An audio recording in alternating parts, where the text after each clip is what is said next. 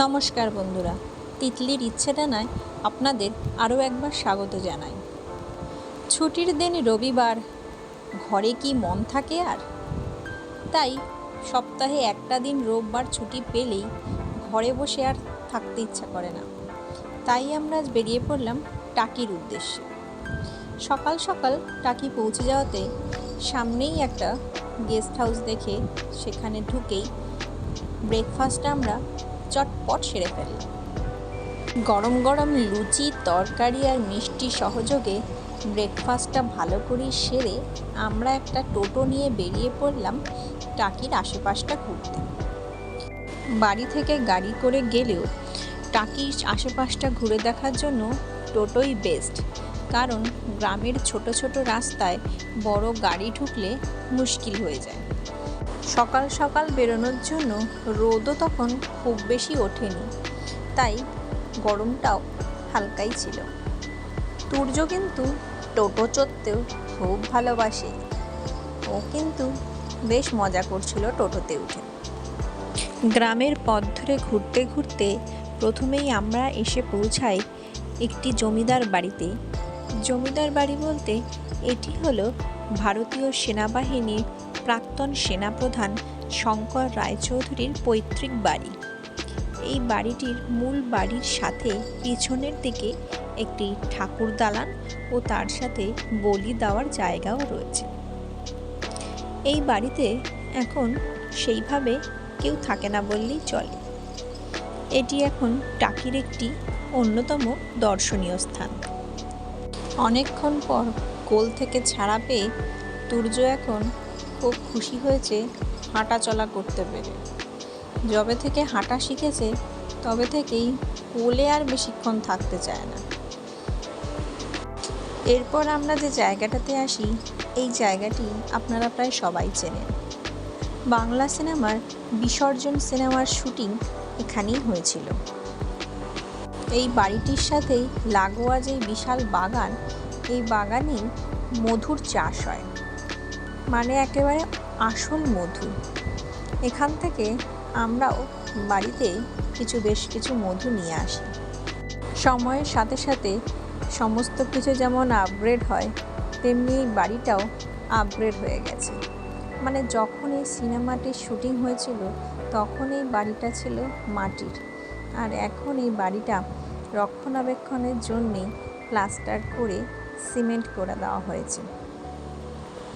তবে এখানে জায়গাটা খুব ভালো লাগলেও কিছুক্ষণ সময় পরেই আমাদের সেখান থেকেই চলে আসতে হলো, কারণ মধু চাষের জন্য প্রচুর মৌমাছিও উঠছিল। এরপর আমরা চলে আসি মিনি সুন্দরবনে। এখানে চেকপোস্টে আধার কার্ড চেকিং করার পর এখানেই ঢুকতে হয়।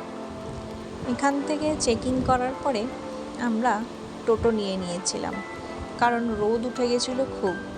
এতটা রোদে তুর্যকে নিয়ে আমরা আর হাঁটতে চাইনি। পাপার কোলে ওঠার পরে তুর্যরও ছাতা ধরতেই হবে। আসলে এটা সব বাচ্চাদেরই হয়, ছাতা দেখলেই সেই ছাতাটা তাদের না ধরলে শান্তি হয় না। টাকি শহরে অবস্থিত এই গোলপাতার জঙ্গলই মিনি সুন্দরবন নামে পরিচিত। ইছামতি নদীর তীরে ঘন এই গোলপাতা জঙ্গল আর ম্যানগ্রোভের পাশেই হচ্ছে বাংলাদেশ সীমান্ত। এখান থেকে বাংলাদেশটা খুব সুন্দরভাবেই উপভোগ করছিলাম। এখানে আসল সুন্দরবনের মতো ম্যানগ্রোভ গাছ, গড়ান, গেওয়া, গোলপাতা দিয়ে তৈরি বলেই এই জায়গাটা মিনি সুন্দরবন নামে পরিচিত।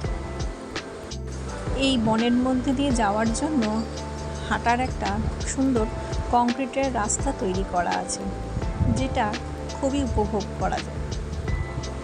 এখানে একটি ওয়াচ টাওয়ারও ছিল, যেখান থেকে এই পুরো ঘন জঙ্গলটা দেখতে পাওয়া যাচ্ছিল। এরপর আমরা চলে আসি জোড়া শিব মন্দিরে। জোড়া শিব মন্দিরের একটি হচ্ছে বাবা ভৈরবনাথের মন্দির, আর একটি হচ্ছে বাবা রুদ্রনাথের মন্দির। মন্দির দুটি পাশাপাশি বলে এটি জোড়া শিব মন্দির নামে পরিচিত। এই মন্দিরের সামনে একটি খুব সুন্দর পুকুরও রয়েছে, আর এই মন্দিরটিও বিসর্জন সিনেমায় আপনারা দেখতে পেয়েছেন। এরপর আমরা চলে আসি পুবের বাড়িতে। পুবের বাড়ি হলো টাকিতে অবস্থিত প্রায় 300 বছরের পুরনো এটা একটা ঐতিহাসিক জমিদার বাড়ি। এটি তার ঐতিহ্যবাহী দুর্গাপুজো এবং পান্তা ভাত ও কচু শাকের ভোগের জন্য বিশেষভাবে বিখ্যাত। এটিই হলো সেই ঠাকুর দালান মন্দির। এই বাড়ির দুর্গাপুজোর বিশেষ আকর্ষণই হলো দেবীর বিসর্জনের দিন পান্তা ভাত আর কচু শাকের ভোগ দেওয়া হয়। পৌরাণিক কাহিনী অনুযায়ী মহাদেব উমা মায়ের বাড়ি ফেরার পর তার ভোগের কথা জানতে চাইলে তখন উমা মা কচু শাক আর পান্তা ভাতের কথা বলেছিলেন। সেই থেকে সেই রীতি অনুযায়ী এখানে মানা হয়। রাজবাড়ি সংলগ্ন এই পুকুর ঘাটটিও ছিল বেশ সাজানো গোছানো এবং পরিষ্কার। এখানে কিছুক্ষণ সময় কাটিয়ে আমরা চলে আসি টাকির কুলেশ্বরী দেবীর মন্দিরে। এখানে এসে তুর্য তার পছন্দের অনেক ঘৌদেরকে পেয়ে গেছিল, তাই সে ঘৌ দেখতেই ব্যস্ত হয়ে পড়েছিল। দুপুরে হোটেলে ফিরে লাঞ্চ সেরে বিকেলে কিছুক্ষণ নদীর পাড়ে সময় কাটিয়ে দিনটা ভালোভাবেই শেষ করলাম। আপনারাও ভালো থাকবেন, সুস্থ থাকবেন, মাঝে মধ্যে টুক করে বেরিয়েও পড়বেন, কারণ একদিনের ঘোরাটাও খুব স্মরণীয় হয়ে থাকে।